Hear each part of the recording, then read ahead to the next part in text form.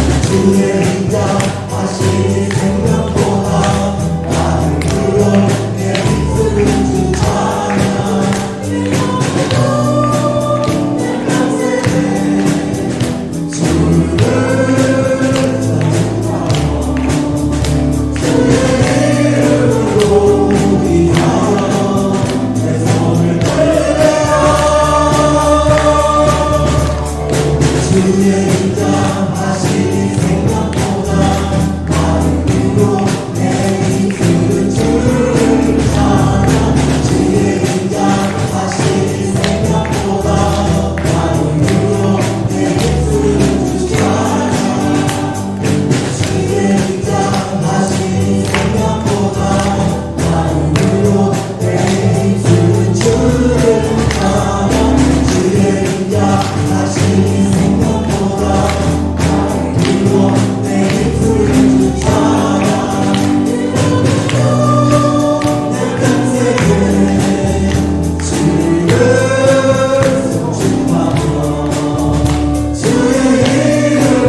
나와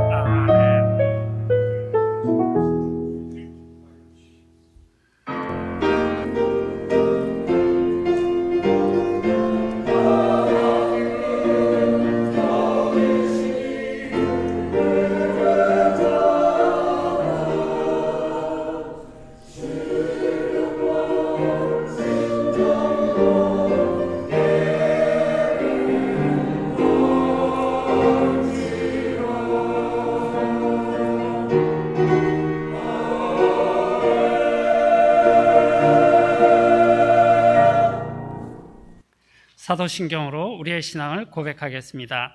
전능하사 천지를 만드신 하나님 아버지를 내가 믿사오며 그 외아들 우리 주 예수 그리스도를 믿사오니 이는 성령으로 잉태하사 동정녀 마리아에게 나시고 본디오 빌라도에게 고난을 받사 십자가에 못 박혀 죽으시고 장사한 지 사흘 만에 죽은 자 가운데서 다시 살아나시며 하늘에 오르사 전능하신 하나님 우편에 앉아 계시다가 저리로서 산 자와 죽은 자를 심판하러 오시리라. 성령을 믿사오며 거룩한 공예와 성도가 서로 교통하는 것과 죄를 사하시는 것과 몸이 다시 사는 것과 영원히 사는 것을 믿사옵나이다. 아멘. 자리에 앉으시기 바랍니다.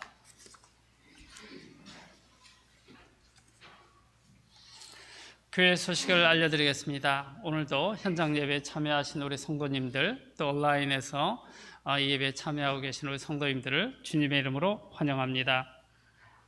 다음 소식, 참목장 리더 모임이 오늘 저녁 8시에 줌에서 모입니다. 8시에 교회 줌에서 모인다고 그래도 교회에서 모이는 건 아니고요. 줌으로 온라인으로 우리 리더님들 기억하시고 참여해 주시면 고맙겠습니다. 다음 소식, 학생의 수련회 준비를 위한 중고등부 학부모 모임이 오늘 오후 1시에 1층 EM 라운지에서 있을 예정입니다. 우리 학부모님들은 모두 참석해 주시기 바랍니다.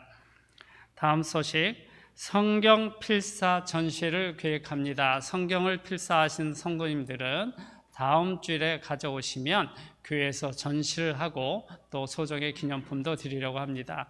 직접 가져오시기 불편하신 분들은 우리 박수지 목사님에게 말씀해 주시면 직접 픽업도 가능하고요. 기간은 다음 주일까지니까 하신 분들은 제출해 주시면 고맙겠습니다. 다음 소식, 축의 대신방 기간입니다. 목장별 또는 개인별로 원하시는 분들은 2층 로비 입구에 있는 일정표에 원하시는 날짜 시간을 사인해 주시면 좋겠습니다. 다음 소식, 토요 한국학교 가을 학기가 9월 18일 시작하려고 합니다. 이번 학기는 대면 수업으로 진행을 하려고 하고요. 자세한 사항은 우리 박수지 목사님께 요청하시면 되겠습니다. 다음 소식, 교회 각종 예배 및 소그룹 모임에 관심과 참여를 바랍니다. 저희가 교회가 오픈하고 이제 조금씩 더 진행을 하고 있는 중에 있습니다. 그래서 새벽 예배, 현장 새벽 예배는 다시 45분, 그리고 잘 알고 계시듯이 줌 예배는 7시에 줌으로 진행을 하고 있고요.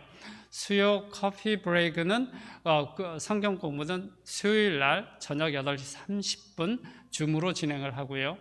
금요 기도회 매주 금요일 날 저녁 7시 2층 예배당에서 하고요. 금요 친선 탁구 모임은 저녁 7시부터 있고요. 그 다음에 토요 성경 나눔 밤, 이건 남자들만 해당이 되는데 토요일 8시 30분 2층 사무실에서, 그리고 또 각 목장별로 참여해 주시고요. 그런데 목사님, 금요 기도에 오시는 분들하고 친선 탁구는 어떻게 갈등이 생기지 않겠습니까? 기도하시는 분들은 자유롭게 여기서 기도하시고. 예, 탁구 치러 오시는 분들은 전혀 부담 갖지 마시고 탁구에 집중해 주시면 좋겠습니다. 2층에서 기도하시는 분들은 기도하시라고 하고, 네, 고맙습니다. 다음 주 전교인 성경 읽기는 나움 1장부터 스가랴 14장까지입니다. 주보에 나와 있는 교우 소식, 우리 김광철 집사님께서 9월 11일서부터 9월 20일까지 캘리포니아 출타 중입니다. 위에서 기도해 주시면 고맙겠습니다. 이제 다른 광고 없으시면 우리를 대신해서 박성기 장로님 기도해 주시겠습니다.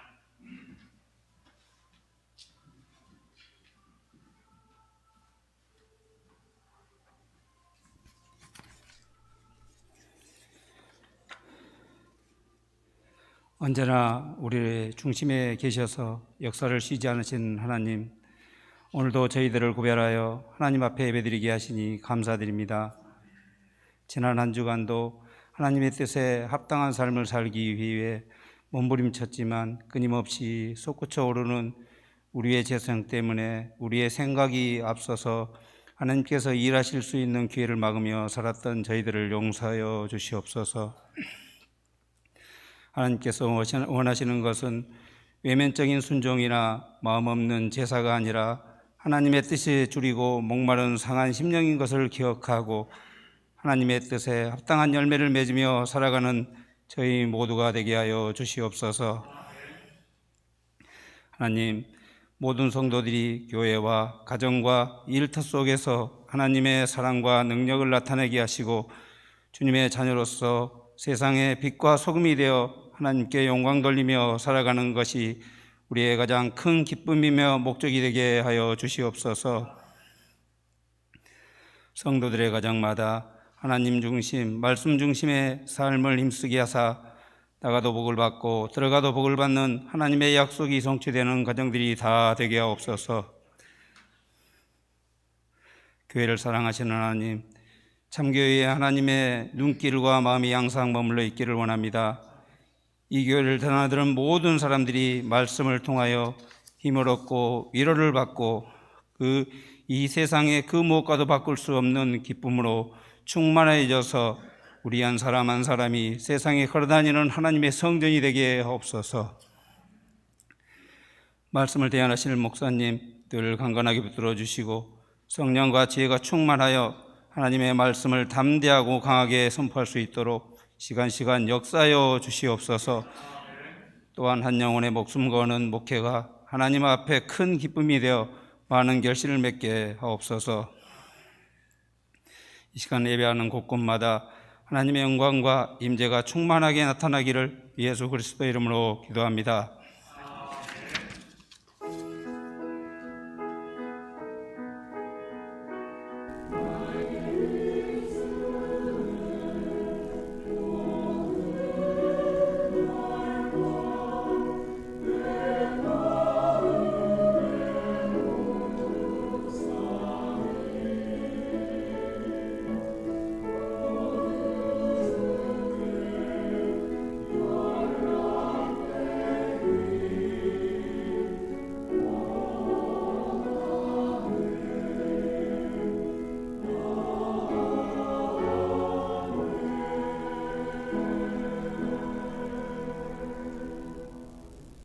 이제 오늘의 성경 말씀을 읽는 시간을 갖도록 하겠습니다. 오늘 본문 말씀은 누가복음 18장 18절에서 30절까지의 말씀입니다. 누가복음 18장 18절에서 30절까지를 성도님들과 제가 한 절씩 읽도록 하겠습니다. 어떤 관리가 물어 이르되 선한 선생님이여 내가 무엇을 하여야 영생을 얻으리이까?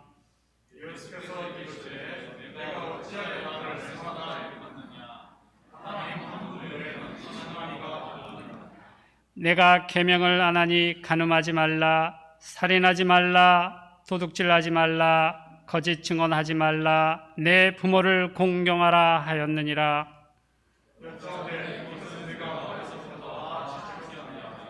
예수께서 이 말을 들으시고 이르시되 내게 아직도 한 가지 부족한 것이 있으니 내게 있는 것을 다 팔아 가난한 자들에게 나눠주라. 그리하면 하늘에서 내게 보화가 있으리라. 그리고 와서 나를 따르라 하시니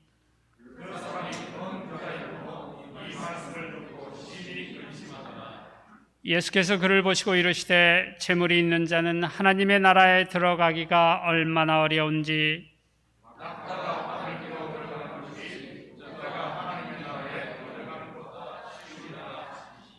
듣는 자들이 이르되 그런즉 누가 구원을 얻을 수 있나이까?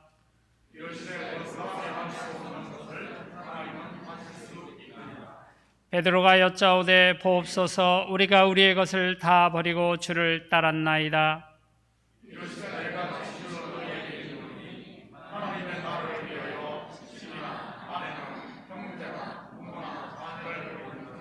같이 하시겠습니다. 현세 여러 배를 받고 내세 영생을 받지 못할 자가 없느니라 하시니라. 아멘. 이제 성가대의 찬양이 있겠습니다.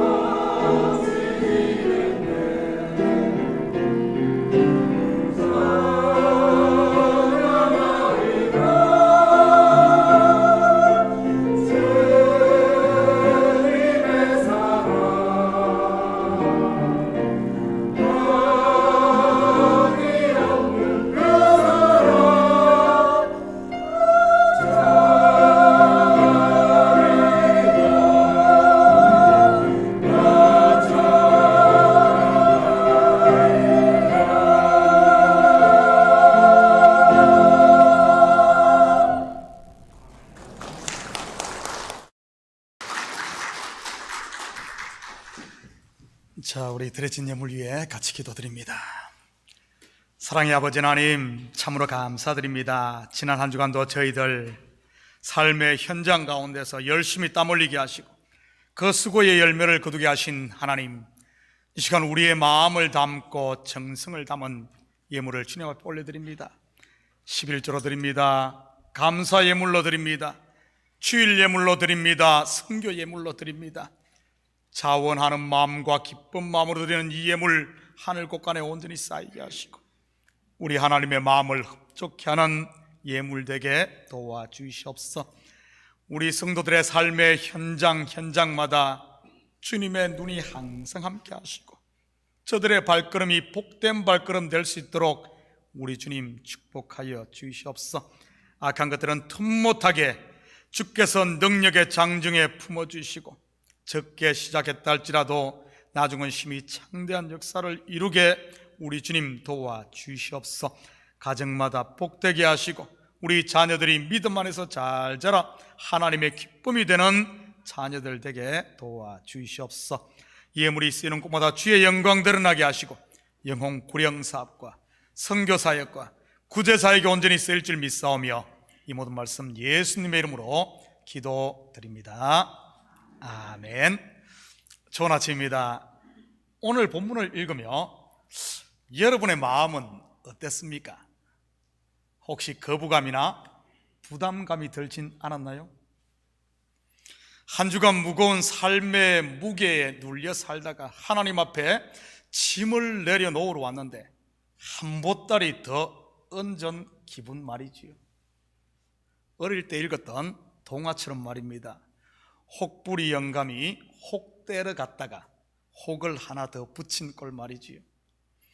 자, 마음의 부담도 좀 털어낼 겸 우리 앞뒤 돌아보면서 오늘은 이렇게 큰 소리로 인사합니다. 혹 떼고 갑시다. 자, 오늘 가정에서 온라인에서 예배 드리시는 분들도 다 좀 혹들을 떼고 갔으면 좋겠습니다. 혹부리 영감 이야기가 오늘 본문을 모티브로 해서 만든 것은 아닌지 모르겠습니다. 한 관리가 예수님께 영생에 대한 문제의 혹을 떼러 왔다가 오히려 수박만한 혹을 하나 더 달고 가지 않습니까? 어찌 이 이야기가 혹부리 영감이나 본문의 관리만의 이야기겠습니까? 진리를 바로 알지 못하면 그리고 겉으로만 하나님의 말씀을 본다면 곧 이 이야기가 나의 이야기일 수 있지요. 사실 이 시대 얼마나 많은 성도들이 혹대러 교회 왔다가 오히려 혹을 더 달고 갑니까? 분명 예수님은 우리에게 붙어있는 죄의 혹, 사망의 혹, 더 나아가 인생의 무거운 이 혹들을 떼주러 오셨는데 말이지. 더 이상 혹 달고 다니지 마시고 이 시간을 통해 다 떼어버리시기를 축복합니다. 우리 18절 같이 봅니다. 어떤 관리가 물어 이르되 선한 선생님이여 내가 무엇을 하여야 영생을 얻으리까? 먼저 관리로 소개된 단어는 아르콘인데 이 단어는 통치자, 지배자, 첫째라는 뜻입니다. 다시 말해 이 사람의 상태가 첫째 곧 장자라는 말이지요. 성경에서 장자는 율법을 말하는 것이고요. 그의 질문이 무엇입니까? 무엇을 하여야 영생을 얻으리까? 영생에 관심을 가진 것을 보니 이 관리는 요즘 말로 하면 저와 여러분과 같이 교회에 다니는 성도임에 틀림없지요. 19절입니다. 예수께서 이르시되 내가 어찌하여 나를 선하다 일컫느냐? 하나님 한 분 외에는 선한 이가 없느니라. 영생의 방법을 찾는 그에게 예수님은 곱게 대답을 하지 않습니다. 자신을 선한 선생으로 부른 그에게 어찌하여 나를 선하다고 일컫느냐 이렇게 말하지 않습니까? 하나님 한 분 외에는 선한 이가 없느니라. 여러분, 예수님이 하나님 아닌가요? 그렇다면 왜 예수님은 관리에게 왜 이렇게 말한 것일까요? 그 이유는 속의 것을 보지 못하고 겉의 것밖에 못 보는 그의 율법의 눈을 고쳐주기 위해서입니다. 보이는 것이 아닌 보이지 않는 것이 선한 것이요, 겉의 것이 아닌 속의 것이 선한 것이며 율법이 아닌 진리가 선한 것임을 말이지요. 우리가 앞에서 공부했듯이 보이는 육신으로 있는 예수만 붙들고 있는 것은 불의한 것이라는 사실 말입니다. 그러기에 예수님은 반드시 십자가에 죽고 부활하셔서 성령으로 다시 오셔야만 하나님의 의가 완성되는 것이지요. 20절 21절입니다. 내가 계명을 안 하니 간음하지 말라, 살인하지 말라, 도둑질하지 말라, 거짓 증언하지 말라, 내 부모를 공경하라 하였느니라. 여짜오되 이것은 내가 어려서부터 다 지켰나이다. 율법을 다 지킨 이 관리가 예수님을 찾아온 목적이 무엇이겠습니까? 어떻게 하면 영생을 얻을 수 있습니까? 하는 영생입니다. 율법을 다 지킨 이 사람 속에 지금 영생이 있다는 말입니까? 없다는 말입니까? 없으니까 찾아온 것 아니겠습니까? 여러분 잘 들으시기 바랍니다. 이 관리의 이야기는 이 사람만의 이야기가 아닌 지금 저와 여러분의 이야기일 수도 있으니 말이지요. 여기에 계신 성도님들 가운데 이 관리처럼 살고 있는 분은 안 계신가요? 목사님이 천국 가려면 주일에 교회 빠지면 안 된다고 해서 10년 넘게 교회에 한 번도 안 빠지고 개근을 했고 11조는 기본, 주일헌금, 감사헌금, 성교헌금, 구제헌금, 세밀 감사헌금, 신방헌금 꼬박꼬박 드려야 한다고 해서 다 드렸고, 술 마시고 담배 피우면 안 된다고 해서 혀를 깨물어 가며 끊었고, 선교 가야 한다고 해서 직장에서 잘리면서까지 선교 다녀왔고, 예배 시간 늦으면 안 된다고 해서 스피드 티켓 받으면서까지 예배 시간 딱 맞춰왔고, 예배 때 졸면 안 된다고 해서 위장이 빵꾸나기까지 독한 커피 마시가면서 안 졸았고, 그것도 안 돼 허벅지 멍이 들도록 찝어가며 예배에 깨어 있으려고 했고, 또 뭐가 있죠? 먹을 것 안 먹고 입을 것 안 입고 누릴 것 안 누리며 교회에 헌신을 다 했는데도 마음에 천국이 없는 분들 말이지. 그거야 죽어봐야 알지 하시는 이런 분들 말입니다. 속된 말로 쇠가 빠지게 신앙생활을 하신 분들 말입니다. 자기를 돌아보면 스스로 뿌듯하고 대견하며 멋지게 산 것 같은데 왠지 마음의 중심이 텅 비어있는 이런 분들 말이지.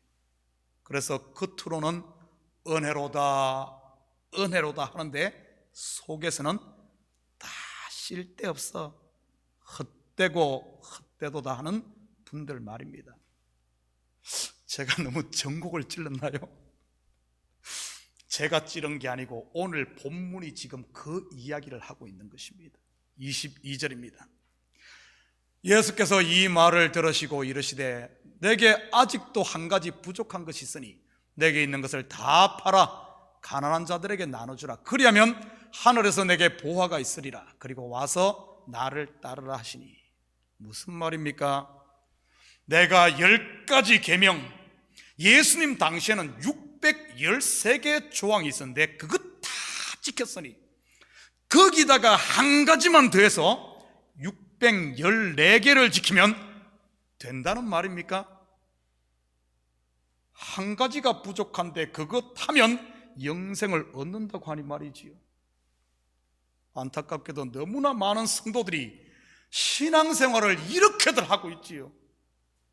1시간 기도하던 사람이 2시간 기도하면 되는 줄 알고 그렇게 하고, 100불 헌금하던 사람이 200불 하면 그 되는 줄 알고, 또 하루에 담배 10가지 피우던 사람이 5가지로 줄이고 1년에 성경 1도 가던 사람이 2도 가고 부족한 것 한 가지 채우려고 하는 것들 말이지요. 그러다가 결국에는 지쳐 나가 떨어져 버린 사람들. 혹시 내 이야기 아닙니까? 이것이 바로 예수님을 대적했던 종교 지도자들이나 바리새인들이 했던 종교 행태이지요. 언제까지 그렇게 금만 맴돌고 광야만 헤매며 땅의 끝에만 머물 수 있겠습니까? 땅에서 하늘로, 끝에서 속으로, 율법에서 진리로 옮겨야 하는 것이지요. 내게 있는 것 다 팔아 가난한 자들에게 나눠주라. 그리하면 하늘에서 내게 보화가 있으리라. 하늘의 보화는 영생을 말하는 것입니다. 그렇다면 내게 있는 것을 다 팔아라는 말이 무슨 뜻일까요? 집도 팔고 차도 팔고 냉장고도 팔고 살림살이 다 팔라는 말입니까? 다 팔라고 했으니 여러분이 신고 있는 신도, 입고 있는 겉옷도, 속옷도 다 팔아야겠네요. 그래서 다 파는 것 아닙니까? 그래야 다 파는 것 아닙니까? 이거 뭐 좀 놔두고 가면 다 판 것 아니잖아요. 그러면 모든 것 다 팔면 뭘 먹고 삽니까? 큰일 났네요. 아무래도 오늘 여러분 교회 잘못 온 것 같습니다. 혹대로 왔다가 혹한 거 달게 생겼으니 말이지. 여러분 오늘 타고 온 차도 호주머니 탁탁 틀어서 지갑도 반지도 귀걸이 신발 옷 전부 벗어놓고 가시기 바랍니다. 뭐 그래야 영생 얻는다고 하잖아요. 23절입니다. 그 사람이 큰 부자이므로 이 말씀을 듣고 심히 근심하더라. 여러분 성경을 제대로 알지 못하면 이렇게 신앙생활을 하면 할수록 근심만 쌓이게 됩니다. 다시 말해 혹만 더 붙이지요. 이 시대에 얼마나 많은 성도들이 이렇게 혹을 붙이고 삽니까? 천국 못 갈까봐 두려워서 신앙생활 하시는 분들 말이지요. 죽어서 더 큰 면류관 받겠다고, 더 큰 집을 갖겠다고, 더 높은 곳에 앉겠다고, 더 아름다운 미녀 7을 받겠다고 하면서 말이지요. 24절입니다. 예수께서 그를 보시고 이르시되 재물이 있는 자는 하나님의 나라에 들어가기가 얼마나 어려운지. 성경에서 재물이 무엇입니까? 돈을 말합니까? 집과 땅, 부동산을 말합니까? 자동차, 컴퓨터, 핸드폰, 금반지, 옷을 말합니까? 아닙니다. 성경에서 재물은 율법의 의를 말하는 겁니다. 앞에서 부자관리가 지킨 계명으로 쌓은 자기의, 바로 그걸 말하는 겁니다. 저와 여러분에게 적용을 한다면 여러분이 하나님을 위해 헌신했다고 하는 바로 그것 말이지요. 쇠 빠지게 했다고 자부하고 있는 그 자기만족, 그 대견함들, 그게 바로 재물인 겁니다. 나는 이런 사람이야 하고 여러분 스스로를 정의하고 있는 바로 그 나 말이지요. 나는 공부를 많이 해서 지식이 있는 사람, 나는 선하게 살아서 착한 사람, 나는 돈을 많이 벌어서 성공한 사람, 나는 교회에 봉사를 많이 해서 1등 신자, 나는 기도를 많이 해서 영적인 사람, 나는 죄를 안 지어서 의로운 사람. 이런 가지고 있는, 우리 속에 있는 그것이 바로 재물이란 겁니다. 그러면서 모든 것을 둘러보지요. 선과 악, 나와 너로 말입니다. 혹시 우리들이 이러한 부자 아닌가요? 25절입니다. 낙타가 바늘기로 들어가는 것이 부자가 하나님의 나라에 들어가는 것보다 쉬우니라 하시니, 이 비유는 단순히 이것보다 저것이 쉽다 하는 비교를 설명하는 게 아닙니다. 이 비유는 27절과 이 짝을 이루고 있기 때문에 같이 보도록 하죠. 27절입니다. 이러시되 무릇 사람이 할 수 없는 것을 하나님은 하실 수 있느니라. 부자가 하나님의 나라에 들어가는 것과 사람이 할 수 없다가 짝을 이루고, 낙타가 바늘기로 들어가는 것과 하나님은 하실 수 있다가 짝을 이룹니다. 이 말은 영생은 네가 할 수 있는 게 아니라 내가 한다는 말입니다. 네가 하냐? 내가 하지, 이 말이지. 지금까지 내가 영생을 얻겠다고 용을 쓰며 다 해봤지? 그 봐, 안 되잖아. 잘 봐라. 영생은 이렇게 얻는 거예요.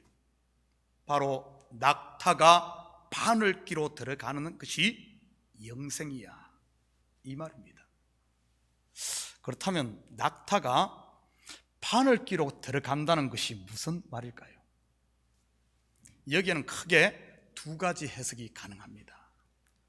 그런데 그 의미는 둘 다 동일하지요. 먼저, 낙타는 무엇을 하는 동물이죠? 짐을 운반하는 동물입니다. 예루살렘 성전에는 바늘기라고 불리는 쪽문이 있었습니다. 이 문은 겨우 사람 하나가 들어갈 수 있는 작은 문으로 다른 문들을 다 닫았을 때 사용하는 비상문입니다. 그런데 이 문으로는 짐을 실은 낙타는 절대 들어갈 수가 없는 작은 문이지. 그렇다면 어떻게 해야 낙타가 이 문으로 들어갈 수 있을까요? 바로 짐을 다 내려놓아야 합니다. 다시 말해, 율법으로 쌓은 모든 의를 다 내려놓아야 이 문으로 들어갈 수 있다는 말입니다. 위에서 예수님이 관리에게 말한 내게 있는 것을 다 팔아 가난한 자들에게 주라는 말이 바로 이 의미지요. 이것들 다 팔아버리면 어떻게 될까요? 알거지 되지요. 벌거벗은 죄인으로 드러나는 것입니다. 바로 이 말의 참 의미는 부자인 너를 내가 반드시 거지로 만들어 영생을 얻게 할 거야 하는 하나님의 언약입니다. 그래서 예수님께서 낙타처럼 짐을 지고 성전의 바늘기로 들어가려고 낑낑거리고 있는 사람들에게 이렇게 말한 것이지요. 마태복음 11장 28절에서 30절입니다. 수고하고 무거운 짐진 자들아 다 내게로 오라. 내가 너희를 쉬게 하리라. 나는 마음이 온유하고 겸손하니 나의 멍에를 메고 내게 배우라. 그리하면 너희 마음이 쉼을 얻으리니 이는 내 멍에는 쉽고 내 짐은 가벼움이라 하시니라. 아직도 낙타로 사시는 분 계십니까?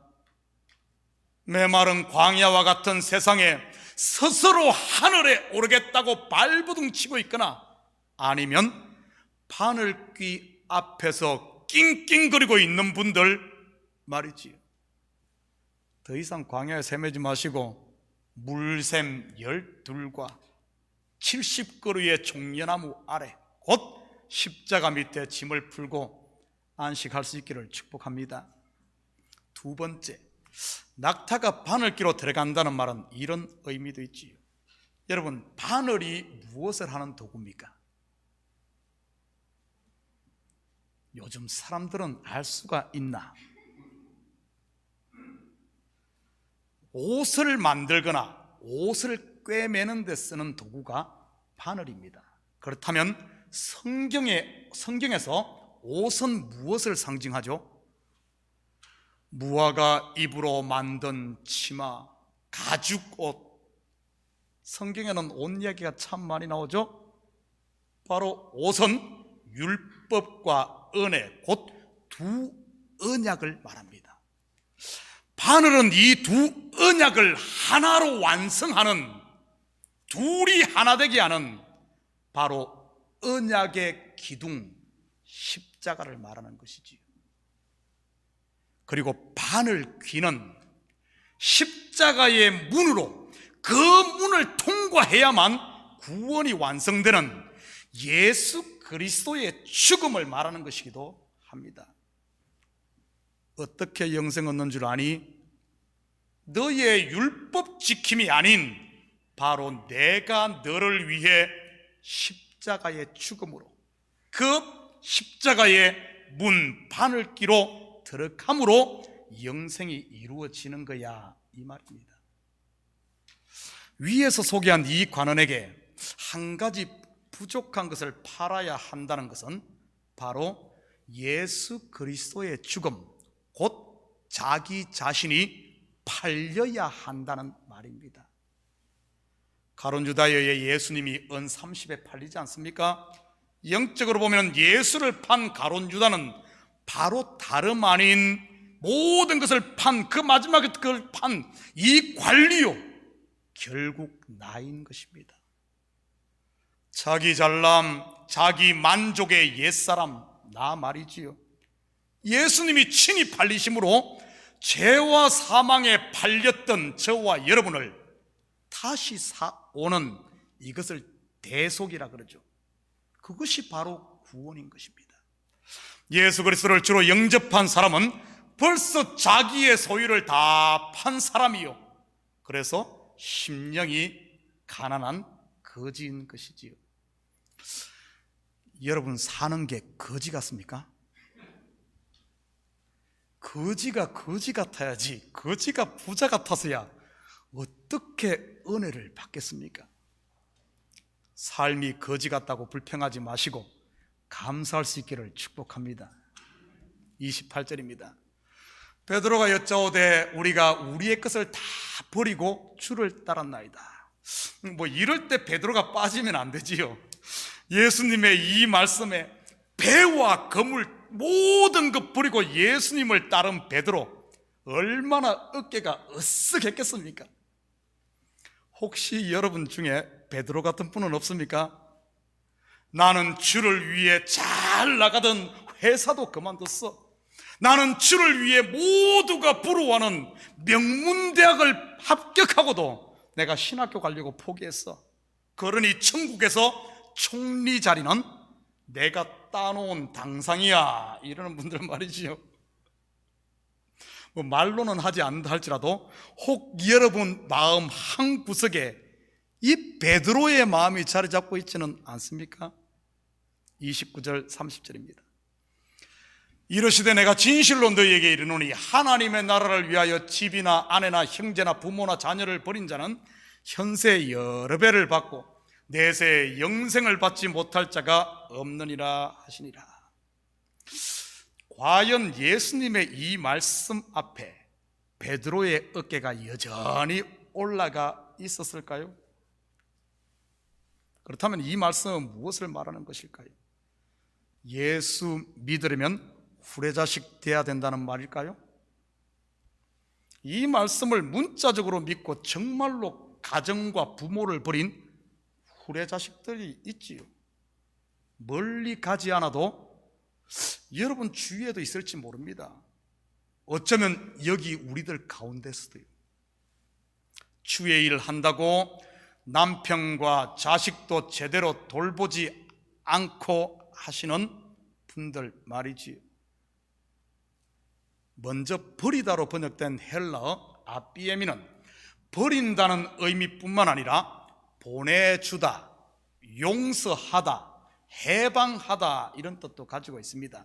그렇다면 집, 부모, 형제, 아내, 자녀는 무엇을 말하는 것일까요?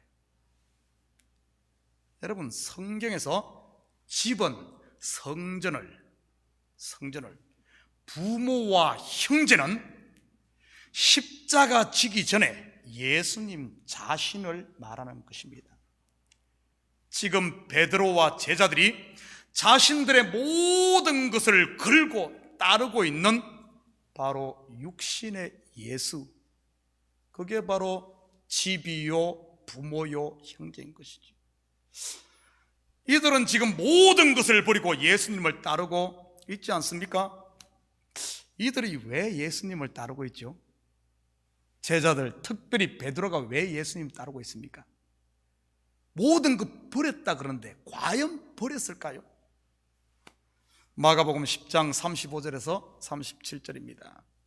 세베대의 아들 야고보와 요한이 주께 나와 여쭤되 선생님이여 무엇이든지 우리가 구하는 바를 우리에게 하여 주시기를 원하옵나이다. 이르시되 너희에게 무엇을 하여 주기를 원하느냐?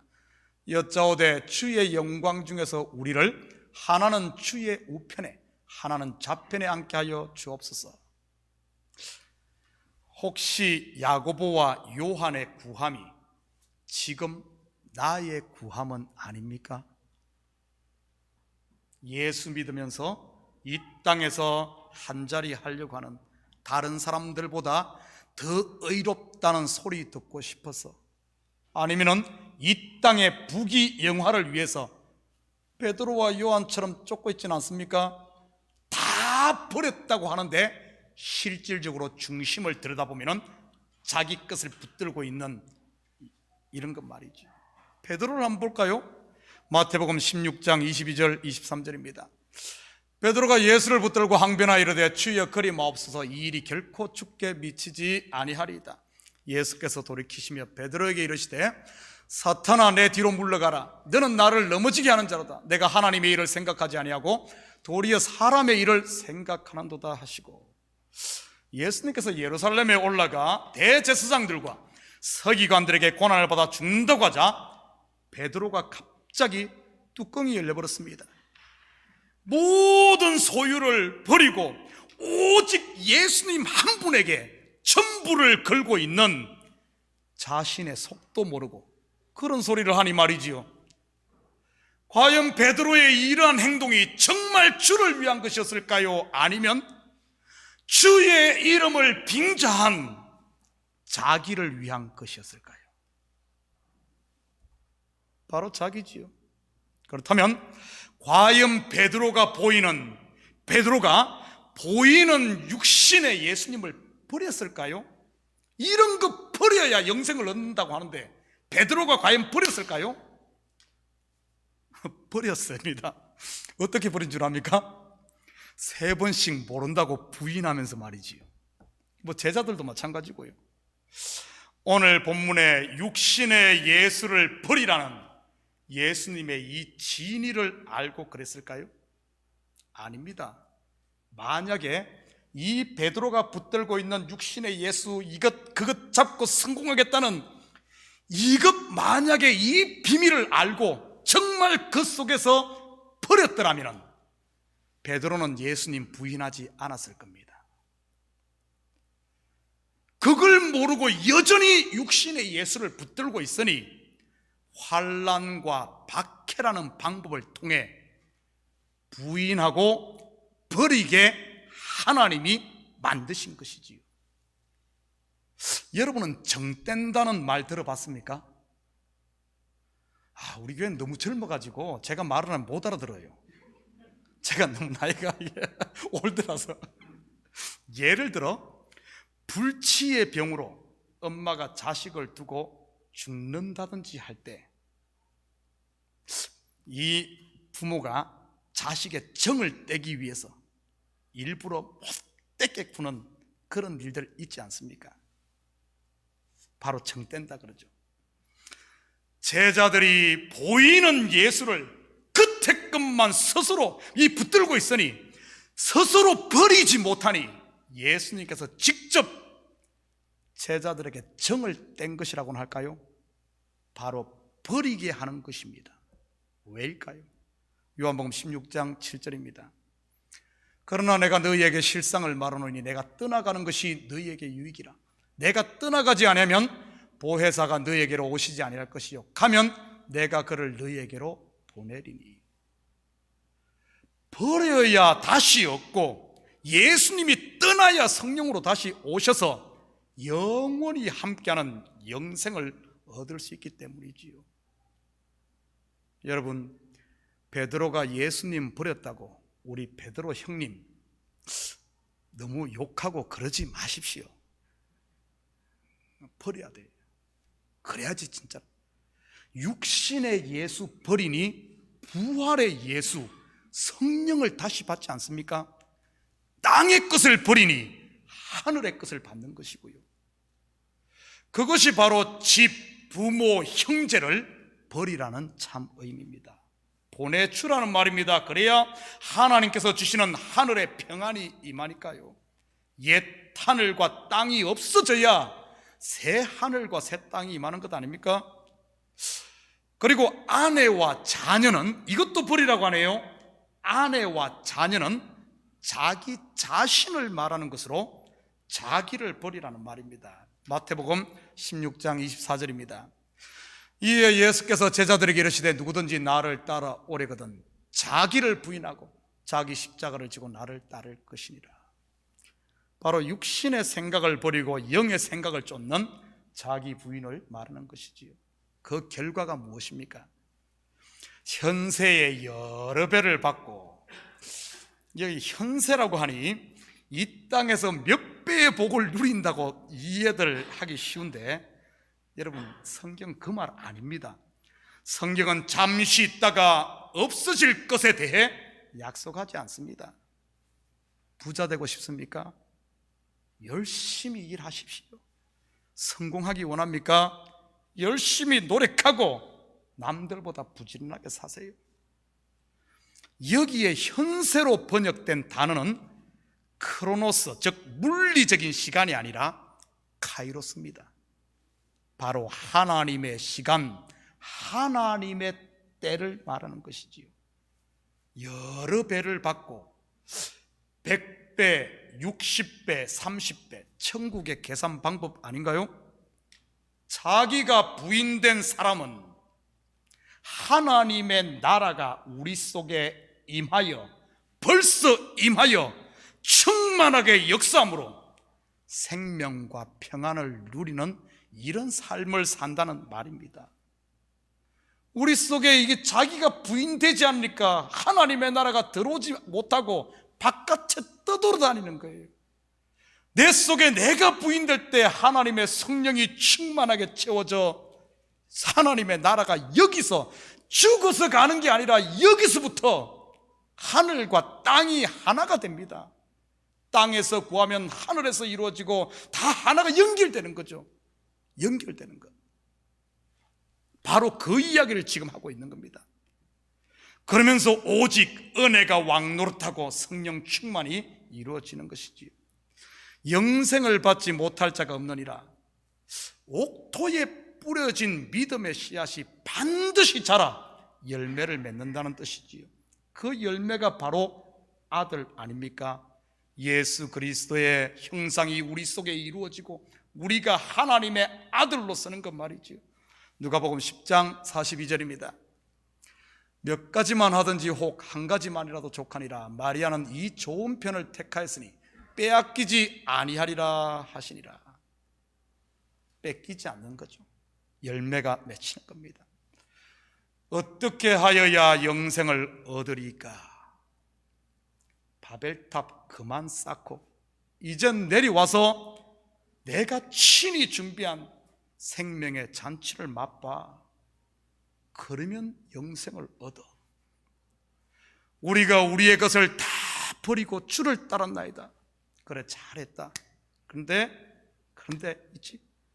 이제 그만 육신의 나, 네가 잡고 있는 너 그것 좀 가게 하렴. 네가 전부라고 생각하고 있는 그 사람 예수, 네가 뭐 잡고 있는 안다는 것, 네가 잡고 있는 정의라고 하는 것, 그것 때문에 사람들이 눈에 거슬리고 자꾸 그러면서 네 속에 너는 옳고 딴 사람 틀린 것처럼 보이지. 그러니까 네 마음이 천국을 이루는 것이 아니라 지옥을 이루는 거예요. 네가 정의라고 생각하는 것, 네가 맞다고 생각하는 것, 그것을 좀 내려놔봐.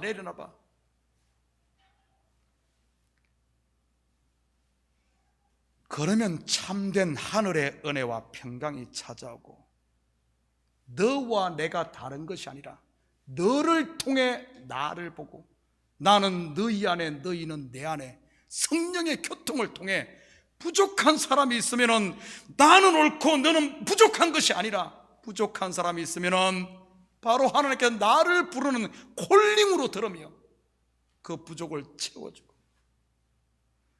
가장 잘난 사람과 가장 못난 사람이 함께 할 수 있는 송아지와 사자가 함께하고 어린이와 독사가 함께 할 수 있는, 이게 하나님 나라야. 이게 하나님 나라. 사랑하는 성도 여러분, 여러분이 타고 온 차, 호주머니의 지갑, 여러분의 겉옷 속옷 버리지 마시고 다 그대로 입고 가시기 바랍니다. 그건 벗어놓고 가면은 제가 처리하기도 곤란하니까요. 오늘 영생은 다 버리라는,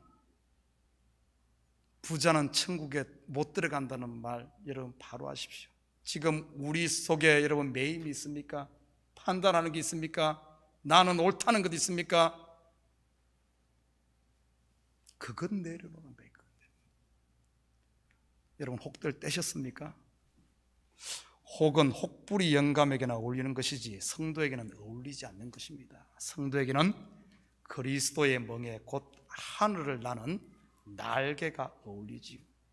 이 한 주간도 주님께서 우리에게 주신 은혜와 평강의 날개를 달고 여러분 더 이상 고민하고 걱정할 것이 아니라 하나님께서 나를 위해 행하신 이 놀라운 일, 천부를 주신 그분의 그 은혜를 알아 무엇을 할까를 고민하지 말고 주님이 주신 이 은혜를 알고, 그리고 성령께서 감동 주시는 대로 감동 주신다. 여러분 그렇게 살면 우리의 모든 신앙생활이 우리를 짓누르는 짐이 아니라 우리의 등에 날개를 다는 날개가 되어 우리의 삶이, 이 땅의 삶이 깃털처럼 가벼워진다는 사실입니다. 이 한 주간도 복음의 날개로 우리 날아가면서 여러분의 삶의 현장마다 복음을 전하는 복음의 독수리로 사시기를, 닭장의 닭으로 살지 말고 두 팔 활짝 펴고 하나님을 찬양하고 감사하며 사는 이런 복된 한 주가 되기를 주님의 이름으로 축복합니다. 같이 기도하십시다. 사랑의 아버지 하나님, 참으로 감사드립니다. 아버지 하나님, 우리의 무거운 짐을 이제는 내려놓고 우리의 사망의 값을 친히 팔리심으로 갚아주신 하나님, 이 은혜를 보지 못하고 여전히 나의 짐을 지고 이 바늘기로 들어가려고 하고 있지는 않습니까? 하나님, 우리의 눈을 열어 금만 도는 인생이 아니라 주님의 잔치자리에 참여하여 그분의 은혜를 맛보고 이제는 그분의 이 은혜와 사랑을 전하는, 복음 전하는 자, 하늘을 나는 복음의 독수리로 다 살게 도와주시옵소서. 감사드리며 예수님의 이름으로 기도드립니다. 아멘. 자, 우리 다 같이 자리에서 일어납니다. 찬송 436장 찬송 드리신 후에 축도 예배를 마칩니다.